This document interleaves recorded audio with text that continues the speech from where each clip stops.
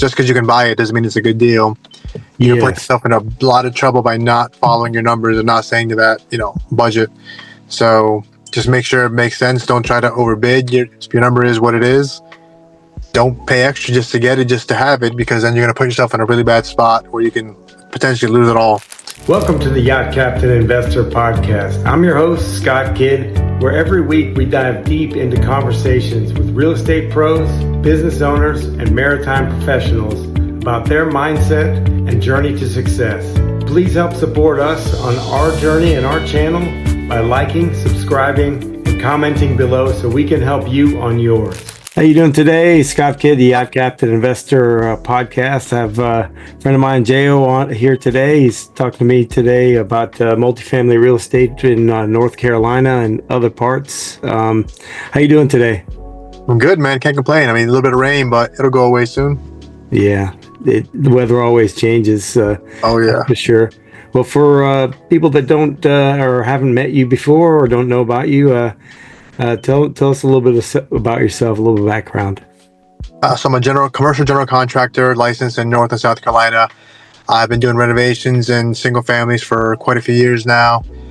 Started doing it just side work here and there. Actually ended up buying my own investment properties. Started with a duplex, worked my way up, and today I think I'm at 92 doors, and I'm just looking to acquire more, keep building, and just spread whatever knowledge I can. I mean, it sounds cliche, but I came from a regular 9 to 5. My family did not have money, and it's possible. So, That's great. That's the same thing. My, my family, we're not in the real estate business. We're not, I'm kind of the only one. We had, my parents were entrepreneurs growing up, trucks, heavy equipment, stuff like that. So I do have that background, which I'm lucky to have that. But what do you see and what are you working on right now? And where do you see this all going for 2025? So right now I'm at a 54 unit, doing some work on some renovations on some builds here, or some new flips here. So we're pretty much renovating the whole 54 unit, and we're doing 2 to 4 at a time. Just knocking these out, and for 2025 the goal is to acquire more buildings and keep moving and keep building that long-term generational wealth. Very nice. Are you seeing in the Carolinas, are you seeing some distress? Are you seeing some deals that are turning over pretty well, or are you doing a lot of heavy value add stuff? So pretty much there's a lot of heavy value add what we look for. So, we just look around, contact owners that we may see some distressed properties that need work, or tenants' rents that haven't gone up in quite some time, and that, I wouldn't say neglected, but just haven't had the updates that you want for current market rates. So reach out, see what we can do, see if there's a win-win scenario you can build there. Obviously work with brokers, whatever they have, and see what comes up, what may be coming up. Speaking to property managers that also may know of something that may hit the market soon.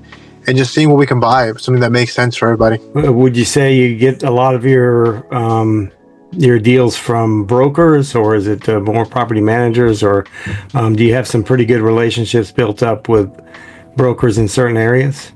So right now it seems to be mostly brokers. I mean, you may get lucky here and there and get an off-market property, but usually brokers that know you're not just talking, that you have purchased something or you have turned something over. That's what they usually look for. I mean, before we had any buildings, we contacted a lot of brokers, tried to have a lot of conversations, and they just didn't want to have it because we didn't have that track record. Yeah. Once you buy the first one, you flip it, or you renovate it and bring it completely new and keep getting more. Now you have some credibility to them, and they know you're serious about what you're doing, and they'll be the ones contacting you as soon as they hear something, or if something may not even hit the market, but they know of one that is getting tired or too much repairs, and before even seeing it's for sale, they'll ask if you're interested before they bring it up to the owner saying, hey, I may have someone that wants this. What do you want to do? Yeah, well, that's great, because a lot of people don't stress this enough, that it's all a relationship game. Like, if I know you can close, and other people might outbid you, but hey, I know Joao, he closed the last 3. And, he sold one. He's done a couple full cycles. I've known him for a few years. He's a pretty good operator. They're going to probably go with you over the other ones, especially if they're new guys, or maybe they're just they're overbidding for the property, and they're not quite in where they should be, because they know there's going to be, maybe they might pull out at the last minute, or we've seen a lot of that where people, the multifamily seems to be getting traction again, and now certain people are coming back in, and then they're overbidding for stuff, and they're getting it, but they won't quite pencil. So have you Right. They're going into problems later on. yeah, have you had to adjust your underwriting a little bit with all the rates and everything else? And are there any tax implications or insurance in North Carolina with all the storms? So far, knock on wood, nothing yet. I know, for example, we had something in Florida residential that the insurance went up like crazy, where it was just time to let it go. But knock on wood, so far we're okay. I mean, they are asking for newer roofs, something less than 10 years old, even for my personal portfolio. But besides that, I haven't seen much increase in insurance right now. Oh, that's really good, because in Florida we had some decent increases. I know I've been looking in Florida, but I haven't seen anything that pencils out for a while, especially in Right. the multifamily space, and the rents per door compared to the cost per door just haven't been lining up much. I think if you probably doing a heavy value add, you could probably make some traction, but I've been staying away from the heavy value adds. That's just me, what we're doing, just because that's where I see there's a little more opportunity, and that works for me. Everybody's got their own taste. What do you see happening in 2025 in North Carolina, especially, or regionally in the Southeast there? Do you see some areas doing better than others? Do you see some areas that you might stay out of that you could recommend for other investors, or maybe just? I know, yeah, pretty much the Charlotte market has been booming like crazy. Like, the competition there is ridiculous, but also so is the incoming revenue and incoming jobs. So if you can find something there that makes sense, you got to make sure, like you were saying earlier, has to pencil out. It has to make sense. Just because you can buy it doesn't mean it's a good deal. You can put yourself in a lot of trouble by not following your numbers and not staying to that, budget. So just make sure it makes sense. Don't try to overbid. If your number is what it is, don't pay extra just to get it, just to have it, because then you're going to put yourself in a really bad spot where you can potentially lose it all and sell it for a discount. So yeah, I mean, do you usually go in with multiple exit strategies, and if so, what are they? Yeah, so we usually do a syndication process. So we raise capital for investors that either don't know what they want to do with the money, or they want a good return on their money and know it's safe with an actual asset. So the first option is always to, like this 54 unit, for example, we are renovating all units and bringing the market rates up. So pretty much the rents when we first got it was $675. I think to date we've already renovated 22 or 24 units, and the new rents are $10.99 and going up from there. So the goal is to stabilize everything, and once we get to year 2, we can refinance, get everyone their capital back, and keep moving from there and making more profit. Exit strategies, worst case scenario, the market is we sell it after we fix it all up. Everyone gets their capital back again.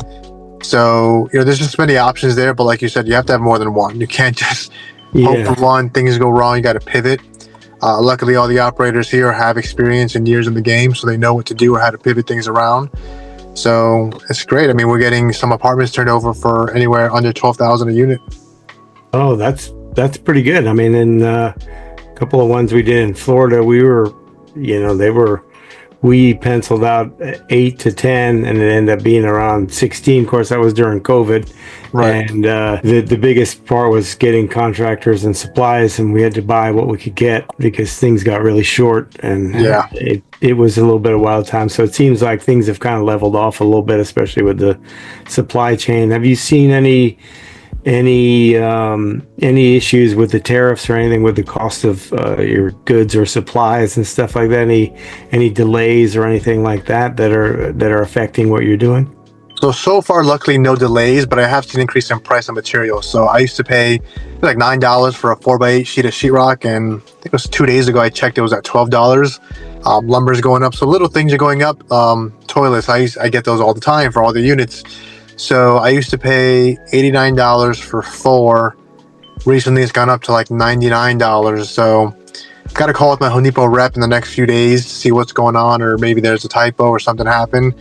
Okay. But if it's part of the tariffs, then it is what it is. There's nothing I can do with that. I just kind of adjust the pricing. Yeah, and there's not much, because what people don't realize is us, the end buyer, we're the ones that pay. So it's not necessarily, it has to come from somewhere. And if we can't afford it, we usually have to make a different plan or Right. thing. And it's not easy, but maybe at a certain point you have to think about what you're going to actually do. Maybe restructure how you're going to rehab these units. Maybe down the line.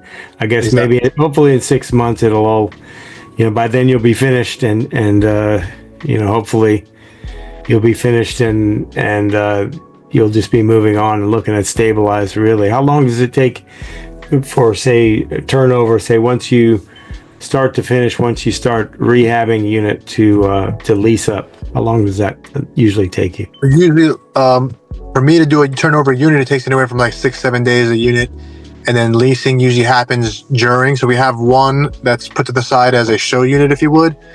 We Okay. can see it all year long, no matter what, whether we have open ones or not, and kind of get a layout of what it looks like when it's done. So they'll have pre-leases on them, and that way, Okay. by the time we're ready, they've got one ready to go. So it doesn't That's take much long at all. That's a great tip for people that are just getting started, or for anyone really, that to have a demo unit that you can showcase, have your show unit, and say this is what it's going to look like, and then have the other ones pre-leasing while you're rehabbing, because that's a great tip, because then you can keep the cash flow going, keep building up from there. What's the occupancy like on this building right now?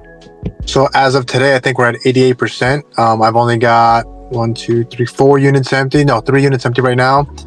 We should have these 2 we're doing now done by Thursday, worst case Friday, and then just move on to the next 2. So we don't try to get people out. Everyone's on month to month, but then they know the price is going up. They kind of go on their own. Okay. And we just do it that way just to make sure we don't have too much vacancy, too much, negative cash flow. So. Yeah, that's a great strategy, because also when you go to refinance, you want to make sure you're in that 90s or so for the lender and everything else. Right. That's another great strategy to keep rehabbing as the units turn over, because the tenants talk and everything, and you don't want everyone to move out at the same time, or you don't want to kick everyone out. That's a larger nut to carry than just 1 or 2, 3 or 4 every month. I think the way you're doing it a week at a time, the 3, 4 is a month is realistic and definitely conservative, especially if you're doing them all the same and you have that demo unit. And eventually, you rent the demo unit, the unit, when you're finished. No, that's great advice to a lot of people, because it's very systematic on how you're doing it, because you want to keep the cash flow, and you don't want to go over that vacancy to where you're going into your pocket or going into the reserves, because I imagine you raised reserves along with, because the lender probably wants to see reserves as well, more than likely a certain amount, but you probably put aside more because just to be a little more conservative and give yourself a cushion with everything going on. You definitely want to have Always got to be safe. Yeah, Exactly. like You're the steward. Need it, need it, not have it. Yeah, that's so true. What would you say is one of your advantages, having that heavy construction background? The biggest advantage is pretty much when it comes to outside vendors or materials lists, things like that. Like you can't send me a plumber, an HVAC guy, or a flooring installer, and try to ring me around and say I'm going to charge this for this and this. Like, I know what it takes to get this done.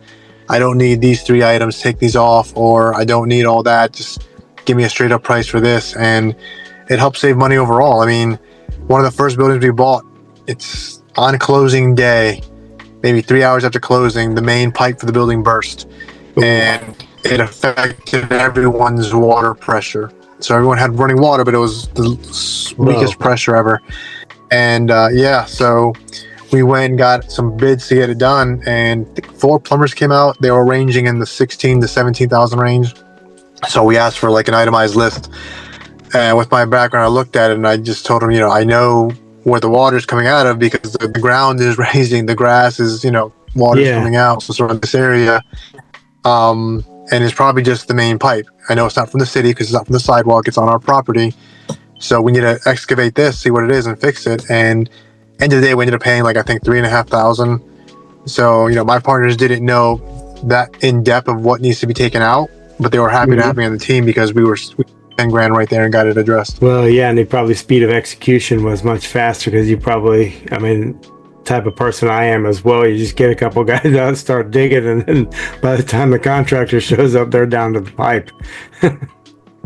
Pretty much. That's what you save on, especially because you have the contractor's eye. You know where the issues are. That's a big help. And what's a tip that you could recommend to someone when dealing with a contractor? Like, could you go for like fixed cost bids depending on what they are, or something to that effect? Like, what would you recommend someone to, especially when negotiating with contractors? Always ask for pretty much the bid you want. So if you're getting a bathroom renovation, for example, just make sure you get a bid that's all in. So you see if the guy wants $12,000 total, that's fine. And then ask for a separate bid on top of that for materials versus labor. So tell them, you want to buy your own material so you can kind of see the overall labor cost. And you pick your own material, you pay for it out of pocket. And sometimes you'll see it's just an inflated cost, or you'll see, the materials cost you close to $2,500, $3,000, and you're paying this guy $10,000 just to install it all. Yeah. You can break it off, things like that. I mean, I got a bathroom I'm doing now, one of my units, got a new toilet, new vanity, I got new LVP flooring in there, tile shower, everything is going to cost me around maybe $3,000. But just to be safe, I did get some bids and all that just to see if somebody is good. You're getting bids from like $11,000, $12,000. The lowest was like $9,000. Like, I get you've got to make money, but if you know what you're doing or you can understand some of it, you can save yourself a lot of money.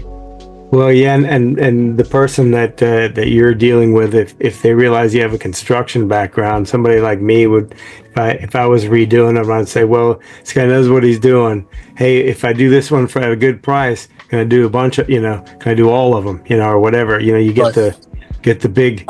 But a lot of times people are fairly short-sighted, and that's a good tip to have them itemize the bill and labor and materials, because then if someone's not willing to give you an itemized bill, then you probably shouldn't work with them, because they might come back and say they need more money, and you have no leg to stand on because you don't know what you're actually paying for. It just says one bathroom, $12,000 or what have you. No, that's really great. Do you mostly focus on primary areas or secondary or tertiary areas?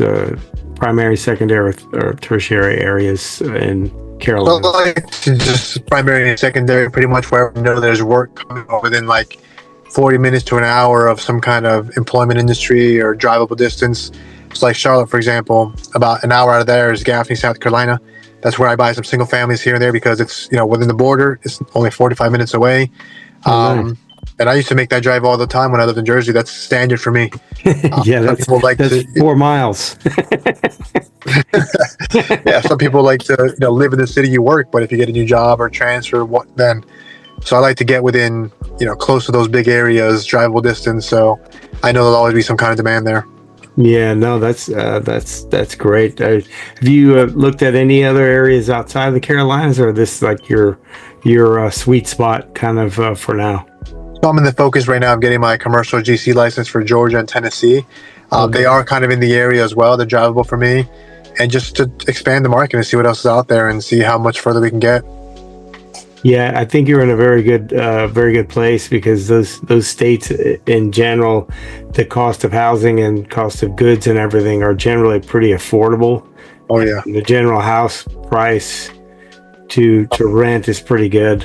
Some areas more than others, but I would say it's always local. So some areas are probably going to be heavier than others. What in these areas, what do you look for, like as far as like what type of jobs do you follow, or what type of population increases do you look for during your underwriting? So pretty much I just look for jobs in general, like factory jobs or incoming jobs, like in Charlotte, I think, and you might know this, is where they have a new computer chip company coming in. BMW is coming in. They're building there, so hospitals are being built. So those kind of jobs that are vocational or that have like some kind of background on them, and they bring hundreds of jobs. People that already live there may be transferring. People that want jobs are going to move closer. They look at things. Travel nurses have gone down a little bit, but it's still out there. So it just depends. I mean, I just want to go wherever the economy is growing, wherever there's demand for housing, and just go around there.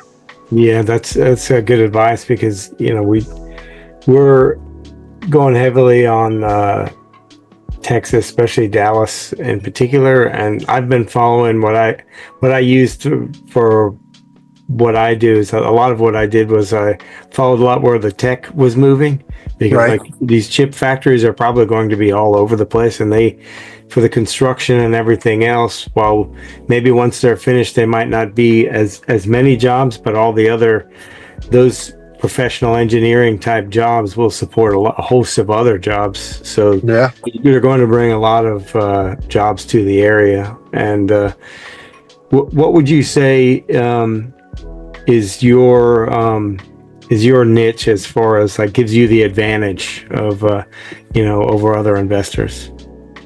I would say just being with the background of construction. I mean, that's kind of the biggest thing for a lot of projects. It's, a lot of people can learn how to underwrite. A lot of people can help raise capital. But if you don't have a team on site that's getting the job done, meeting those deadlines and making sure they're done to a certain expectation, that can throw off a whole project. Like, you can buy a home run house to flip and have good materials. But if your team doing the work doesn't show up, or is missing, or takes on other jobs, then that can really derail the whole thing. Yeah, it's all about the team, right? I mean, business is a team sport, construction is a team sport, apartment investing is team sport. It's all about the team. I mean, are you using any type of AI tools or anything like that gives you a little more of an edge too in the construction business? So I've started to, maybe a month ago, kind of building out scope of works for the apartments, scope of works for how to do single family residentials, just kind of like things that I know when I go and start doing them, put them on paper, use AI to create like a kind of like a little manual, if you would, give it to my team so they can review it, see it, do a checklist, things like that. Give it to other team members that may be looking for a house. So here's what you got to do. Here's the first thing you've got to do. I've had people start painting a house before demoing or ripping up old carpet. And I'm like, what are you doing? Like, you're causing more issues. Like, I had a friend, she got an apartment demoed, not even demo, sorry, she got it painted, new vanities, new toilets, all that, and then started the demo process with the carpet, all that, after it was already painted and everything. Oh no. And the walls are dusty, there's sawdust. I'm like, I get, it's just sometimes there's too many things going on. You just got to remember, demo's always first. Get everything that isn't supposed to be there out and gone. Yeah. And then go from there. Demo down, top down, rebuild. Put the roof on first. Pretty much. Yeah, I do like a lot of the AI for building out processes and stuff. And a lot of times, what we think is commonplace or what might be easy for us might be not necessarily commonplace for other people. So, it could be something that might not make sense to someone else, but that's where people need specific instruction. Right. Yeah. Well, this has been really great for people that don't know you and would like to find out more about what you and what you're doing, and maybe think about what starting a conversation with you. Where would they go to find you? They can just follow me on Instagram. It's JOAOMAC_STF. Okay, great. Well, please reach out to him. This has been a great experience. This is just another example of how, if you want to get into it, you just got to start doing it. He has a great construction background, and it's enabled him to go even further. And now he's just getting started. So the next time I talk to him, I can only imagine how far he's built his company and built out his real estate portfolio. Thank you so much for being here. Really appreciate you taking time. Thank you so much. That's the Yacht Captain Investor. Again, just a big reminder is that the best investment you can make, like Joao, is investing in yourself. Thank you. Talk to you again. Thanks, man.